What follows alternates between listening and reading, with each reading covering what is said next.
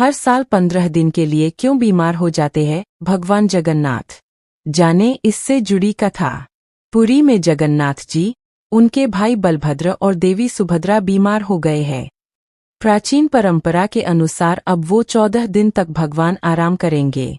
भगवान का स्वास्थ्य बिगड़ा होने के चलते मंदिर में भक्तों का प्रवेश बंद कर दिया गया है। केवल पुजारी और वैद्य जी को ही इलाज हेतु सुबह शाम भगवान तक पहुंचने की इजाजत है।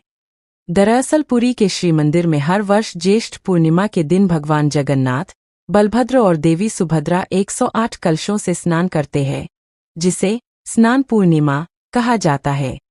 इस विशेष स्नान के बाद भगवान कुछ दिनों के लिए अनबसर यानी बीमार हो जाते हैं और 14 दिन तक आराम करते हैं। इस दौरान मंदिर के पट बंद रहते हैं और केवल पुजारी एवं वैद्यराज ही भगवान की सेवा कर सकते हैं। लेकिन इस परंपरा के पीछे एक बेहद भक्तिमय कथा जुड़ी है। आइए जानते हैं विस्तार से।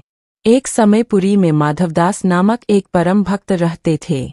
वे प्रतिदिन भगवान जगन्नाथ की पूजा आराधना करते थे। एक दिन उन्हें अतिसार का गंभीर रोग हो गया। इतनी कमजोरी हो गई कि चलना फिरना भी मुश्किल हो गया।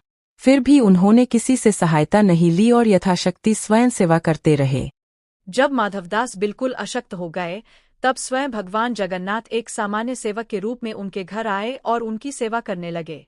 जब माधवदास को होश आया तो उन्होंने प्रभु को पहचान लिया। भाव विभोर होकर उन्होंने पूछा, प्रभु, आप त्रिलोक के स्वामी होकर मेरी सेवा क्यों कर रहे हैं? यदि आप चाहते तो मेरा रोग ही समाप्त कर सकते थे। भगवान ने उत्तर दिया, भक्त की पीड़ा मुझसे देखी नहीं जाती, इसलिए स्वयं सेवा करने आया हूँ।